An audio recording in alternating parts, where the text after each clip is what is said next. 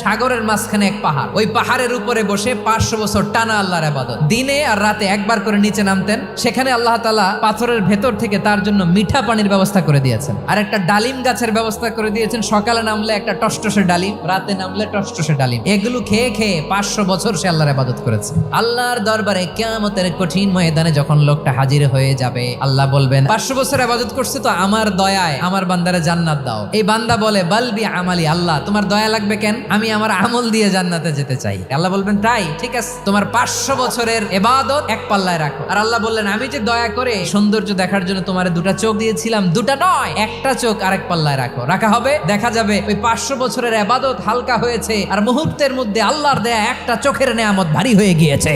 ফলাফল দেখো, হিসাব বলে তুমি এখন জাহান্নামে যাবা, যাও এবার জাহান্নামে যাও। এবার লোকটা কাচুমাচু করে বলে আল্লাহ এবার আমি বুঝতে পেরেছি তোমার দয়া ছাড়া দুনিয়ায় কেউ জান্নাতে যেতে পারবে না।